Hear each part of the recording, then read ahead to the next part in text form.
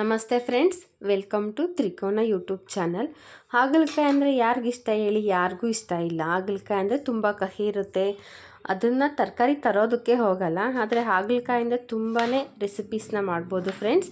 ಹಾಗೆ ನಾನು ಕಹಿ ಇಲ್ಲದೇ ಸಾಂಬಾರು ಮಾಡೋದು ಹೇಗೆ ಅಂತ ತಿಳಿಸ್ಕೊಡ್ತಾ ಇದ್ದೀನಿ, ನೋಡೋಣ ಬನ್ನಿ.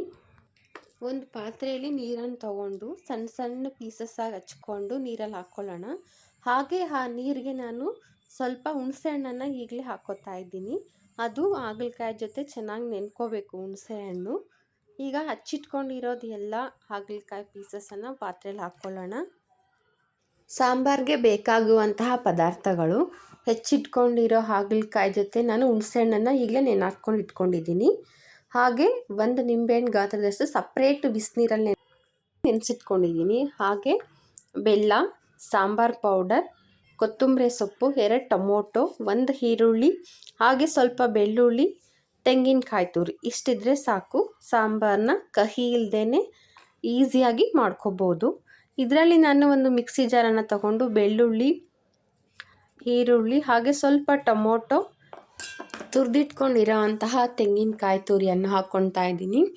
ಹಾಗೆ ಲಾಸ್ಟಲ್ಲಿ ಸ್ವಲ್ಪ ಕೊತ್ತಂಬರಿ ಸೊಪ್ಪನ್ನು ಹಾಕ್ಕೊಂಡು ಇದನ್ನು ಪೇಸ್ಟ್ ಮಾಡ್ಕೊಳ್ಳೋಣ.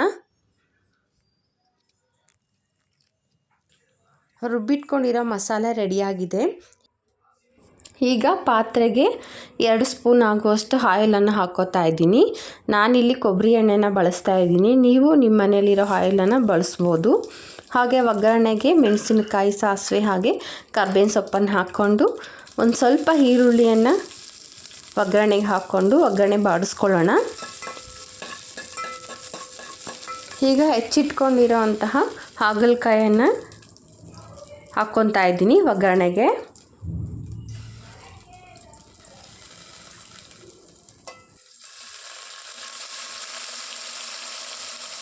ಈಗ ಒಗ್ಗರಣೆಯಲ್ಲಿ ಸ್ವಲ್ಪ ಚೆನ್ನಾಗಿ ಬಾಡಿಸ್ಕೋಬೇಕು ಹಾಗಲಕಾಯನ್ನು. ಹಾಗಲಕಾಯಿ ಎಳೆದಿದ್ದರೆ ಬೀಜ ಸಮೇತ ಹಾಕ್ಕೋಬೋದು, ಏನು ಕಹಿ ಇರೋದಿಲ್ಲ. ಇಲ್ಲಿ ಬಲ್ತಿತ್ತು, ಅದಕ್ಕೋಸ್ಕರ ನಾನು ಕಾಯಿ ಮಾತ್ರ ಹಾಕ್ಕೊಂಡಿದ್ದೀನಿ. ಸಣ್ಣ ಸಣ್ಣ ಪೀಸಸ್ ಆಗಿ ಮಾಡ್ಕೊಂಡು ಹಾಕ್ಕೊಳ್ಳೋಣ. ಈಗ ರುಚಿಗೆ ತಕ್ಕಷ್ಟು ಉಪ್ಪನ್ನು ನಾನು ಈಗಲೇ ಸೇರಿಸ್ಬಿಟ್ಟು ಚೆನ್ನಾಗಿ ಉಪ್ಪಲ್ಲಿ ಬಾಡಿಸ್ಕೊತೀನಿ ಹಾಗಲಕಾಯನ್ನು. ಹಾಗಲಕಾಯಲ್ಲಿ ತುಂಬ ಪಲ್ಯಗಳು ಮಾಡ್ತಾರೆ, ಹಾಗೆ ತುಂಬ ಗ್ರೇವಿ ಅದೆಲ್ಲ ಮಾಡ್ತಾರೆ. ಬಟ್ ಸಾಂಬಾರು ಯಾರೂ ಟ್ರೈ ಮಾಡಿರೋದಿಲ್ಲ. ಬಟ್ ಸಾಂಬಾರು ಕೂಡ ತುಂಬಾ ಚೆನ್ನಾಗಿರುತ್ತೆ, ಸ್ವಲ್ಪ ಕೂಡ ಕಹಿ ಇರೋದಿಲ್ಲ ಫ್ರೆಂಡ್ಸ್. ಈ ರೀತಿ ಮಾಡೋದ್ರಿಂದ ತುಂಬಾ ಚೆನ್ನಾಗಿ ಬರುತ್ತೆ ಸಾಂಬಾರು. ಈಗ ಸ್ವಲ್ಪ ಮಿಕ್ಕಿರೋಂತಹ ಟೊಮೊಟೊವನ್ನು ಹಾಕ್ಕೊಂಡು ಚೆನ್ನಾಗಿ ಉಪ್ಪಲ್ಲಿ ಬಾಡಿಸ್ಕೊತಾ ಇದ್ದೀನಿ ಹಾಗಲಕಾಯನ್ನು. ಒಂದು 2 ನಿಮಿಷ ಮುಚ್ಚಳವನ್ನು ಮುಚ್ಚಿ ಬೇಯಿಸ್ಕೊಂಡ್ರೆ ಬೇಗ ಕೂಡ ಬೇಯುತ್ತೆ.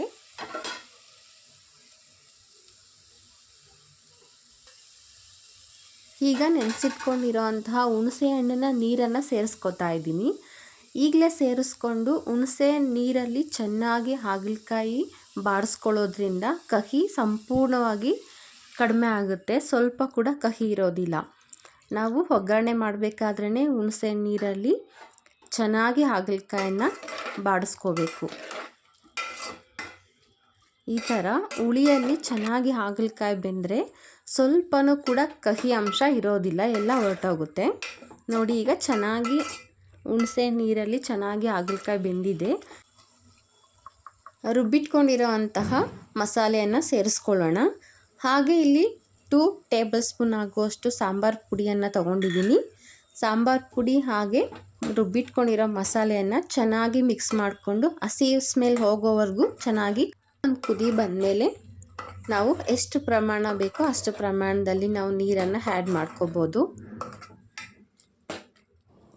ಹಾಗಲಕಾಯಿ ತಿನ್ನೋದ್ರಿಂದ ತುಂಬಾ ಆರೋಗ್ಯಕರವಾದ ಬೆನಿಫಿಟ್ಸ್ ಇದೆ ಫ್ರೆಂಡ್ಸ್. ತುಂಬಾ ಹೆಲ್ತ್ಗೆ ಒಳ್ಳೆಯದು ಕೂಡ. ವೀಕ್ಲಿ 1 ಟೈಮ್ ಆದರೂ ನಾವು ಹಾಗಲಕಾಯಿನ ಸೇವಿಸೋದ್ರಿಂದ ತುಂಬಾ ನಮಗೆ ಆರೋಗ್ಯದ ಬೆನಿಫಿಟ್ಸ್ ಸಿಗುತ್ತೆ. ಹಾಗೆ ಇದಕ್ಕೆ ಎಷ್ಟು ಬೇಕೋ ಅಷ್ಟು ಪ್ರಮಾಣದಲ್ಲಿ ನೀರನ್ನು ಹಾಕ್ಕೋತಾ ಇದ್ದೀನಿ. ಹಾಗಲಕಾಯಿ ತುಂಬಾ ಕಹಿ ಅಂತ ತುಂಬ ಜನ ತಿಳ್ಕೊಂಡಿರ್ತಾರೆ. ಬಟ್ ನಾವು ಈ ಥರ ಮಾಡೋದ್ರಿಂದ ತುಂಬಾ ಇಷ್ಟಪಟ್ಟು ತಿಂತಾರೆ ಫ್ರೆಂಡ್ಸ್. ಈಗ ನಾನಿಲ್ಲಿ ಬೆಲ್ಲವನ್ನು ಲಾಸ್ಟಲ್ಲಿ ಹಾಕ್ಕೋತಾ ಇದ್ದೀನಿ. ಬೆಲ್ಲವನ್ನು ಹಾಕ್ಕೊಂಡು ಹಾಗೆ ರುಚಿಗೆ ತಕ್ಕಷ್ಟು ಉಪ್ಪನ್ನು ಹಾಕ್ಕೊಂಡು ಚೆನ್ನಾಗಿ ಮಿಕ್ಸ್ ಮಾಡಿ ಒಂದು 10 ನಿಮಿಷ ಮೀಡಿಯಮ್ ಫ್ಲೇಮಲ್ಲಿ ಕುದಿಸ್ಕೊಂಡ್ರೆ ಸಾಂಬಾರು ರೆಡಿ ಆಗುತ್ತೆ.